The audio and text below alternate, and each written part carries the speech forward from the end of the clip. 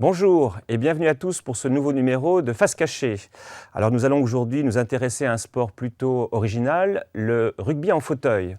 Alors nous sommes au Pays Basque et c'est vrai que le Pays Basque est connu pour être une terre de rugby, mais celui dont nous allons parler aujourd'hui a la particularité d'être conçu et pratiqué par des handicapés. Alors c'est ce que nous allons découvrir dans notre premier reportage, résumé d'un match de rugby ayant eu lieu dimanche dernier, opposant l'équipe Enguirac Euskadi, les Anguilles Basques, à l'équipe girondine de Boens.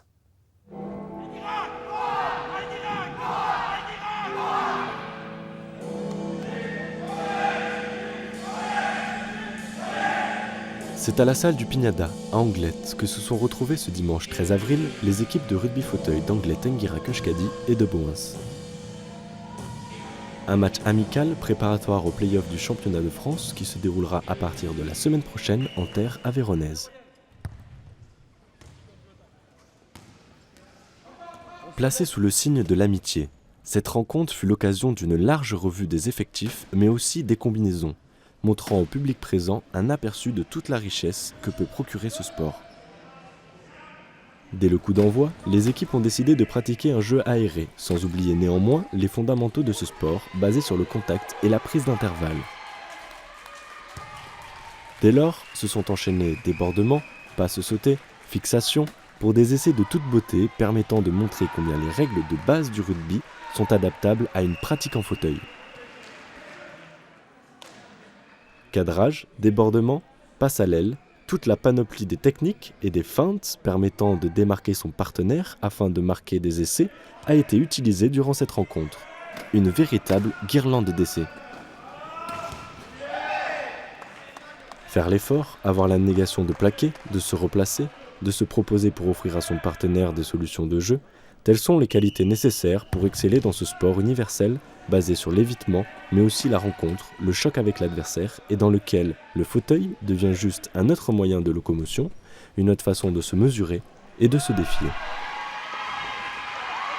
Score large à la mi-temps en faveur des Anglois qui ont pu faire tourner leur effectif et donner du temps de jeu à l'ensemble des adhérents du club qui ont ainsi profité d'une véritable situation de match et d'adversité pour progresser. Cette première partie se termine avec un score de 44 à 16.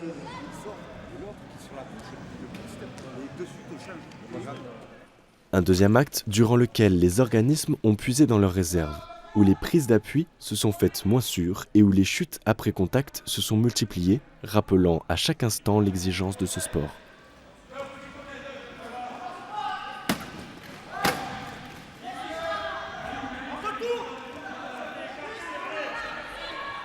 Malgré la fatigue, les deux équipes ont continué à pratiquer un jeu très ouvert, où l'attaque prit souvent le pas sur la défense.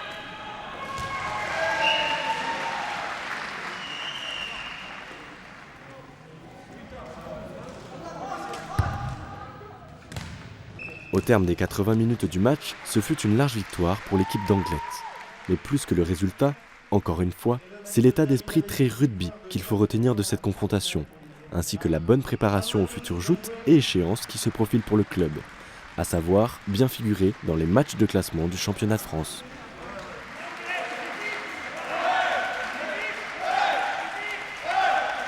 Alors avec nous sur le plateau, Christophe Cauchan. Bonjour Christophe. Bonjour. Vous êtes président de l'équipe Enguirac Euskadi. Ouais. Alors première question, c'est quand même assez inattendu. Le rugby, là, on se dit quand même, voilà, rugby, sport de combat, contact, est-ce que c'est bien compatible avec un handicap ? Le handicap ne rentre pas trop en compte là-dedans, c'est surtout s'amuser, faire évoluer une équipe et effectivement le contact ça rentre dans ces choses-là. Le rugby c'est un sport d'évitement et de contact, donc il y a l'évitement et quand il faut aller au contact, ça permet de faire avancer l'équipe, de faire reculer un joueur. Mais il y a une petite adaptation quand même finalement du rugby que vous pratiquez, à savoir qu'on a les règles du rugby à 13. Voilà, pour plus de jeu, plus d'ouverture, éviter les regroupements, on a les règles du rugby à 13 qui obligent à jouer, à envoyer du jeu régulièrement. Donc on a 5 tenues pour aller marquer un essai, c'est assez rapide. Le tenue, ça, c'est une fois qu'on a été plaqué, on enlevait le flag, on remet un flag sur l'épaule, on touche le ballon par terre, on fait la passe en arrière et on en a 5 comme ça pour aller marquer l'essai. D'accord. Et on voit en effet toute la vitalité, le dynamisme, ça va vite. Hein. Mais quand même, donc, j'en reviens à ma question de départ, c'est que ça oblige quand même à un petit peu d'aménagement. On voit que les fauteuils que vous utilisez sont des fauteuils particuliers. C'est des fauteuils qui sont vraiment adaptés pour le rugby. Au début, quand on a commencé, on n'avait pas de fauteuils de rugby, on avait des fauteuils de basket. On se faisait mal parce qu'on est beaucoup plus haut et on tombe à tous les coups. Systématiquement, dès qu'il y a un contact, on tombe. Alors les fauteuils de rugby sont plus bas, plus stables et plus renforcés. Avec un arceau devant. Avec un bel arceau de sécurité devant.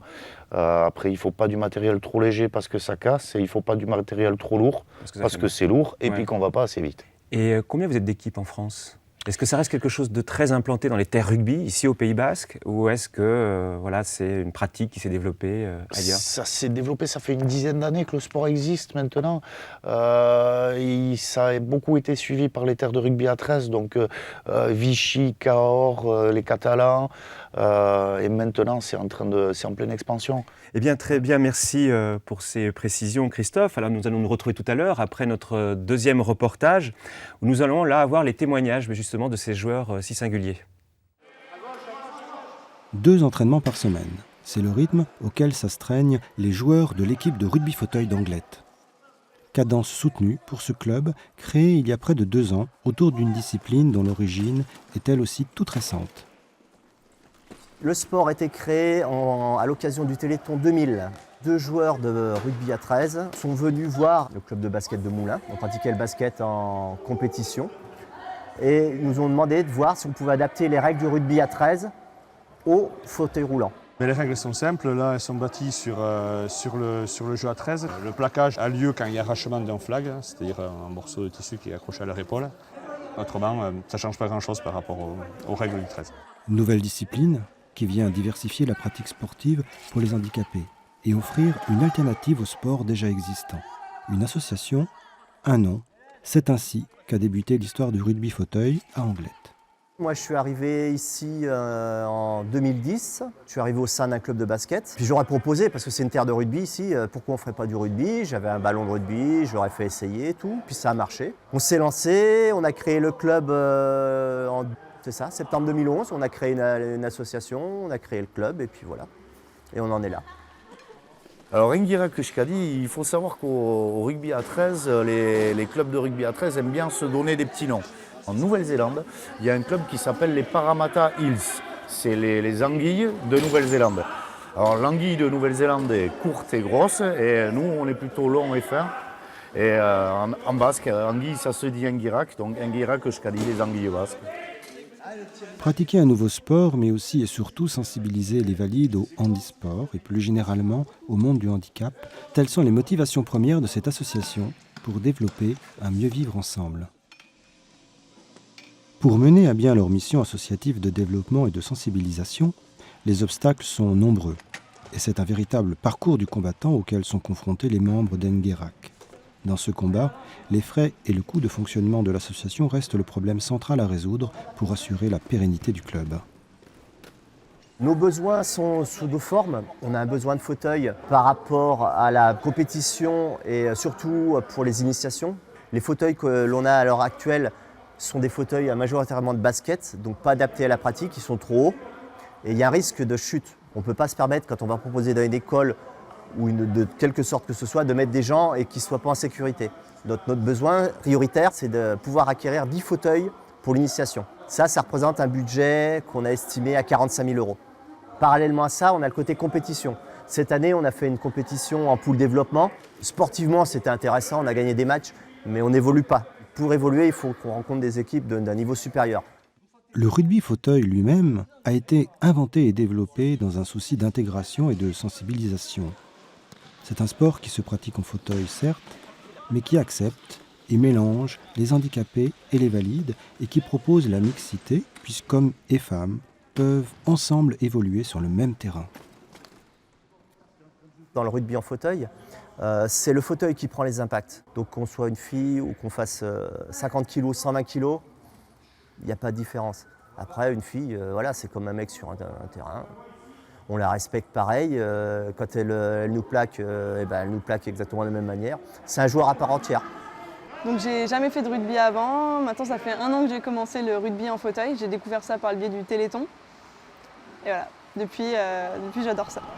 L'intégration de la personne valide au sein de l'équipe fait partie du concept de ce sport. On s'est rendu compte que les valides qui pratiquent avec nous ont une vision du handicap totalement différente. Il y avait un petit jeune dans l'ancien club où j'étais. Le gars avait plus cerné mes besoins. Alors quand je parle de besoins, c'est-à-dire la difficulté face à une marche, la difficulté face à des trucs, que des personnes qui à l'époque vivaient avec moi, mais au quotidien, ça ne rendait pas compte. Parce qu'on partage vraiment des moments, il y a l'avant-match, il y a l'après-match, et ça permet vraiment d'avoir un contact, une sensibilisation au handicap pour la personne valide qui est énorme.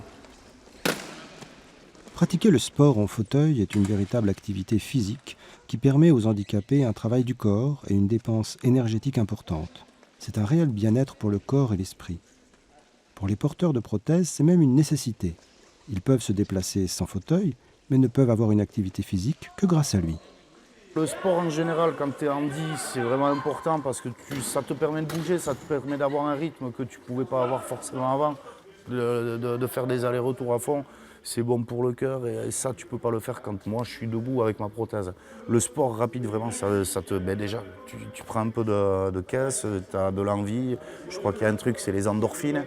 C'est pas mal aussi, c'est une dépendance qui est assez sympathique, je pense. C'est une petite décharge comme ça pour s'amuser avec les copains. Ah, c'est vital. Vital, non, rien n'est vital. On peut se passer de tout sur la Terre, c'est assez simple. Le corps humain est très fort, il s'adapte à tout. Mais pour ma part, c'est important physiquement. Je sais que si par exemple, quand on fait des trêves, pendant une semaine, si je ne fais pas de sport, je commence à avoir des douleurs, des choses comme ça c'est clair. Après, pour maintenir une forme du tonus musculaire nécessaire pour tous les gestes quotidiens, tous les transferts, les choses comme ça, c'est super important. On sait qu'on va tous casser la croûte ensemble après le match, pour le retour, suivant les kilomètres qu'on a à faire, les choses comme ça. Donc même si on fait beaucoup de route, il n'y a pas de souci, c'est une ambiance bon enfant. Le rugby en particulier, c'est vraiment un état d'esprit rugby.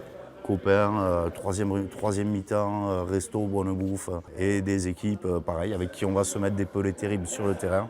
Mais dès qu'on sort du terrain, on est copains, on boit des apéros, et voilà. J'ai pas l'esprit de compétition. Je suis plutôt de ne pas essayer de pénaliser mon équipe. Et c'est là où je dois moi travailler parce que j'ai toujours peur de mal faire. Et ça se retrouve, ce que je te dis là, au rugby j'ai peur de mal faire. Et au travail, j'ai la même personnalité. On me dit que le sport, c'est à l'image de la vie. Les qualités, l'application que je mets dans le basket ou le rugby ou le sport en général, dans le travail, j'essaie d'y mettre la même chose. C'est vrai qu'on a un statut qui est un peu particulier dans la vie de tous les jours. On dit qu'on fait partie d'un public prioritaire, mais on a quand même ses preuves à faire. C'est pas parce qu'on a un statut qu'on est forcément pris. Il faut montrer qu'on est une catégorie de personnes qui avons certes un statut, mais on a aussi des compétences. Quand je suis arrivé ici, il fallait que je prouve que les personnes handicapées pouvaient fournir aussi un travail de qualité. Compétences, application, mais aussi pour certains nécessité d'un temps de préparation musculaire avant les entraînements, afin de préparer le corps à l'effort physique. Je suis un IMC, infirme moteur cérébral. Ça veut dire que mon cerveau envoie toujours l'information comme quoi je fais du sport. Donc le but premier, dans ma pathologie à moi, c'est de détendre le muscle par tous les moyens. L'électricité va faire détendre le muscle. C'est-à-dire que mon muscle il est contracté comme ça. Et l'électricité va lui faire prendre sa forme originelle. Les choses bougent doucement. Que reste-t-il à améliorer dans le regard de l'autre, du valide ?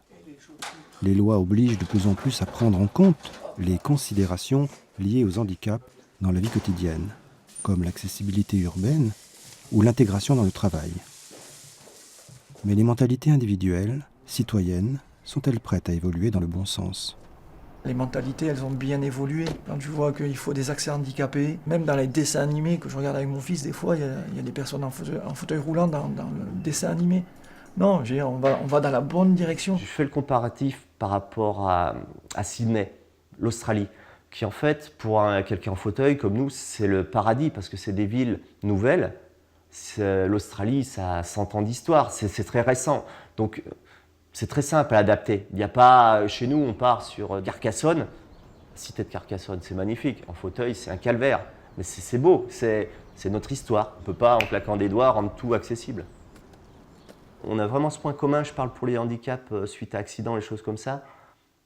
Et on est, pour les gens que je connais, il n'y a aucun religieux, des choses comme ça, mais on a vraiment l'impression qu'on est passé très près de la vérité et qu'on a la chance de profiter encore de la vie, qu'il faut savoir l'apprécier aussi bien le jour que les bonnes choses, les mauvaises choses. On a la rééducation, souvent c'est des moments, quand on discute avec les gars, on a tous passé par les mêmes stades, des trucs comme ça, c'est pas spécialement la joie. Et on a tous eu des complications et non, on apprécie vraiment la vie pour ce qu'elle est.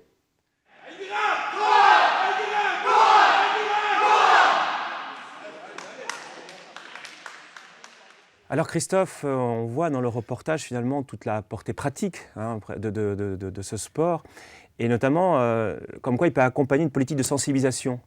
On sent encore que la question de l'handicap n'est pas très bien appréhendée. Et là, finalement, avec ce sport, son aspect ludique, ça peut vous permettre de sensibiliser peut-être une population, les jeunes notamment? On va quelquefois faire des démonstrations dans des collèges pour montrer aux jeunes que voilà, si jamais un jour il y a un problème dans leur famille, eux-mêmes, la vie n'est pas finie. Il y a quelque chose après derrière.